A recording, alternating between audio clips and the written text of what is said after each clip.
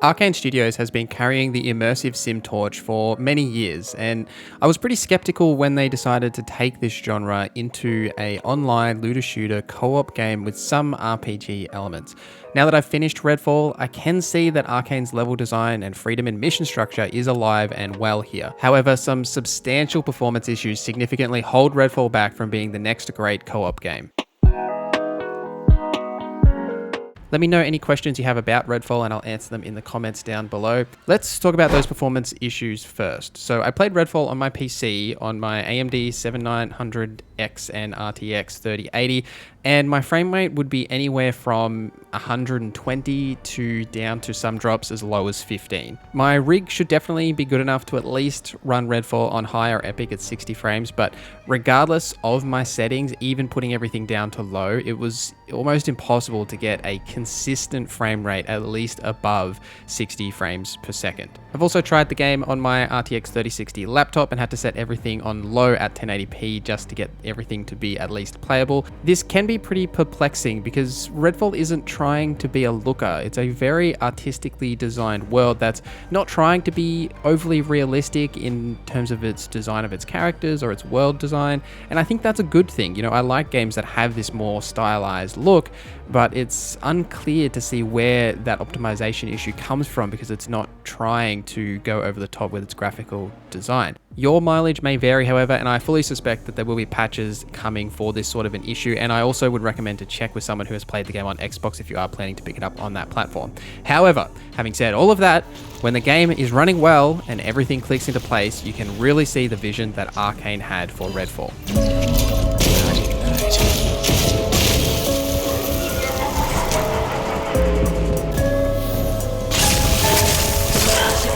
Redfall wastes no time in throwing you into the world and getting you used to its many systems at play. The first half of the game takes place in the Redfall Commons, the downtown part of Redfall with its harbour close by that's lacking water due to the vampires pushing the sea back. And generally, you will pick up a main mission from the mission board at the fire station and then head out into the world and complete the mission and any other side quests or vampire nests or safe houses you find along the way. The world itself is varied in its design. Each region feels unique, and those regions will contain a safe house which can be activated for a safe place with a UV light. These locations aren't marked, and basically none of the locations in the game are marked on your map, and it's that exploration element that I really enjoyed in Redfall, trying to find where, say, the safe house was, or just exploring and coming across a marked location and being like, oh, okay, what's in here?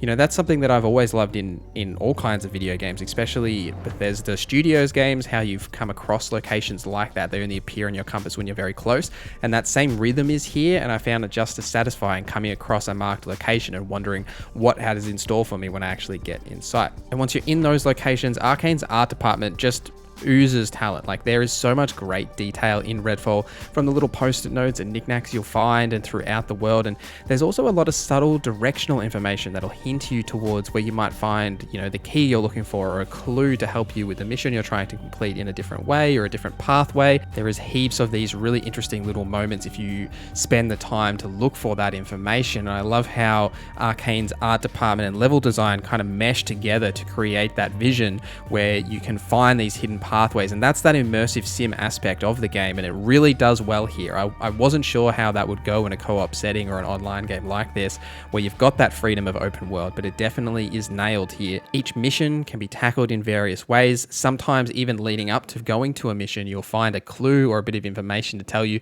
a different way that you could actually complete that mission, or a different entry point as to how you can tackle that. It's really well done, and I think it's one of the best parts of Redfall is that freedom of choice into how you want to complete these things. Throughout my 20 hours it took me to complete the story, I played Redfall mostly solo, except for a few hours I jumped in with Ellie the Geek to test co-op, and I instantly felt that I was missing out by playing this game solo. Like, I played as Jacob, which, as a gruff, like, hoorah military man, he didn't really speak much in solo play, except to his bird occasionally, and the bird does talk back, which was probably the most hilarious thing.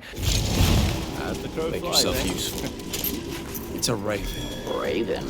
But however, in Co-op, Dev and Jacob regularly conversed, and I learned more about Jacob as a character, as well as Dev and their motivations, as well as like when you build trust with your co-op partner, you'll see their dialogue change from being, distant, kind of standoffish, to being more friendly and casual in the way they communicate.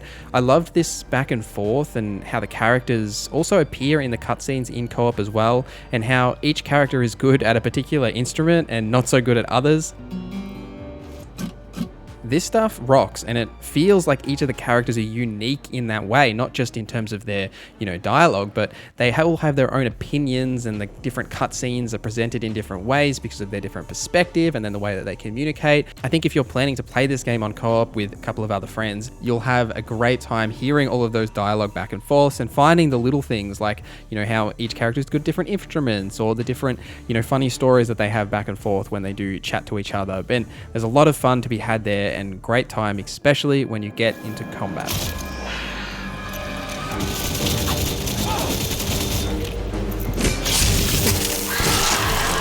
There will be more.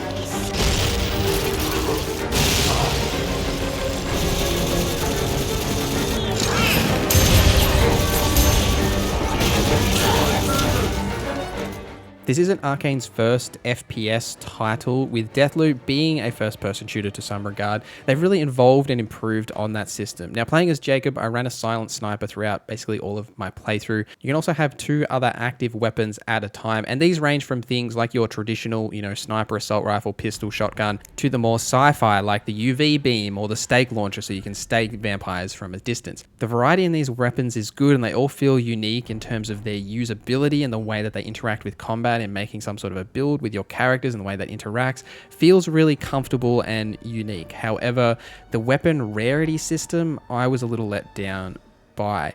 So how this works is basically all the loot in the game is RNG. So every time you open a crate or defeat a boss or something like that, you'll get a random loot drop. Now, this could be something really cool and legendary, or it could be, a gray or a blue or a green or what have you. The issue here is because Redfall has a limited amount of weapons, in terms of there's about 8 different weapon varieties. Now, there's only a certain number of those weapon skeletons. So you think through something like a Borderlands where all the guns are randomized. Here, there is a number of weapon skeletons, and then the rarity system is applied on top of that will affect, the damage, rate of fire, reload speed, etc. And then they also have passive effects on top of that say might increase the amount of headshot damage that this one version of that weapon does, versus this other one might have a different passive effect that does something else. There is legendary weapons as well that have unique names as well as unique effects on them as well, and these weapons are obviously better than everything else, and I absolutely stuck to the legendary weapons that I had throughout my playthrough, and they are fun to use, and finding legendary weapons is very exciting, but I would have liked more variety in that choices, even across my 20 hours, when you come across so many of like the same named sniper rifles. When, I'm looking for silent sniper rifles, so I'm looking for the yokai snipers or something like that. It feels a little disappointing when you find so many of them, but so rarely are they actually better than the one that you've already got, or worth changing to change up your playstyle in any particular way. Outside of that weapon variety, the combat is really good. Now, a big issue that I had with Deathloop, and I mentioned this in my preview as well, is that Deathloop just had a bunch of human enemies, and you could just really avoid them or kill them very simply. There was not a whole lot of challenge to their AI design or anything like that. Redfall has fixed this, not only with having 4 difficulty settings, where if you are looking for some challenge, I absolutely recommend playing the game on the midnight difficulty, which is like the hard, as I found it too easy on just the normal dusk difficulty, and there is also an ultra hard eclipse difficulty you unlock after completing the story.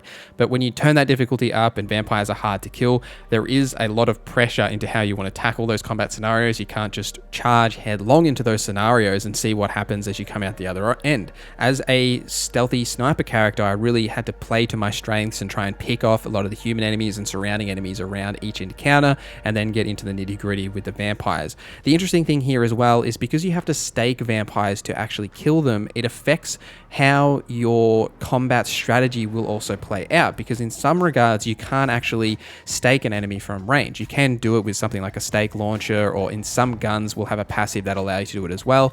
But for the most part, you have to melee stake. This restriction plays into how you take on that combat scenario, because there's no point in me one-shotting a vampire from distance if I have to get into that melee range in order to stake them to actually finish them off. I have to carefully plan how I'm going to take on that situation, and I really enjoyed that rhythm when you get into those situations. And there might be a unique vampire in this scenario as well, and how does that play into my situation? You know, am I going to stealth it? How will I get the mission completed? Where is the mission objective? All of those elements, and that feels very Arkane, and I really enjoyed that aspect of the game. I was a fool. They were monsters. Redfall takes place on the fictional island of Redfall, Massachusetts. Now, the island is under siege by the Legion of Vampires who blocked out the sun and cut the citizens off from the outside world. These vampires are linked to the Avon Corporation, and how they are linked and what happened to cause this vampire apocalypse is up to you to piece together throughout the narrative as you explore the 2 different open world zones in Redfall. The narrative here and the end payoff is better than Deathloop in my opinion. However, the start and introduction to the game, its story and its characters is where the game falls short. You are basically thrown into the game immediately after a cutscene, and you're missing a lot of that background information of how this all kind of kicked off. If you haven't watched those 4 character trailers that explain what happened to these characters before these events, you will be missing out on like critical lore. For example, Jacob has the undead raven and the undead like eye from Miss Whisper from a previous encounter, and they refer to that a couple of times throughout your encounters with Miss Whisper without actually explaining what actually happened. Even when Jacob is directly asked about this, he just says, Jacob, huh? What's with the eye? Don't ask.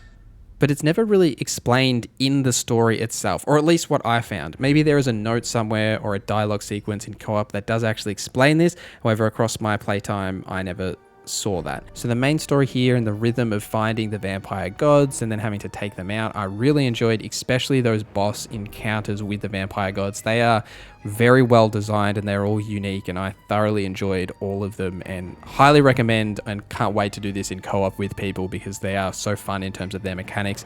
And on top of that, the voice acting here is exceptional, top to bottom. Every character that spoke in this game was exceptionally voice acted, and really enjoyed listening just to the characters themselves.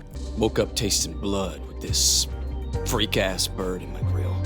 However, we need to talk about some bugs. Now, interestingly, I had heaps in my first few hours, and then the further I got into the game, I didn't really have as many, or maybe I just didn't notice them as much, but these are ranging from things to visual bugs and some other weird glitches, like nothing overly game breaking, except on like random occasions for some reason I can't use my abilities, and this also happened to Ellie as we were talking about it as well. Not really sure what happens there, but it's things like this and the performance when you combine them that really become an issue that bring this experience down. If without these performance issues, even if a couple of these bugs were still here, Redfall would be an exceptionally good time, I believe, especially with friends. It's that big performance hurdle that is really holding the game back. So overall, I would love to tell you that Redfall was the game I was hoping for, and it almost is. However, it's just that performance issues, those couple of bugs, and the combat here is fun and satisfying with the different types of vampires and human enemies, though sometimes the stealth can be a bit trivial when you use Jacob's cloak ability. But overall, I enjoyed the combat and the mission variety, and especially in co-op as you're trying to piece these objectives together and find out what you're supposed to do when you get to these locations, is definitely a really good time. It's just that performance issue. I can't recommend the game because of that. I would advise you to wait to play this, or just play it on Game Pass and see if the performance is an issue for you. But there is a really good time to be had here, but the technical limitations are really holding Redfall back, and I would highly recommend to wait to play this one until those issues have been resolved. Let me know any questions you have about the game in the comments down below. I have to rush this one out because we didn't get a huge amount of time with the game pre-launch, so this video isn't as highly scripted as I would have liked, but I hope I articulated my opinion well enough to you guys. Thank you guys for watching this video till the end. Thank you to our members for supporting the channel. My name is NorZZa, and I hope you have a great day.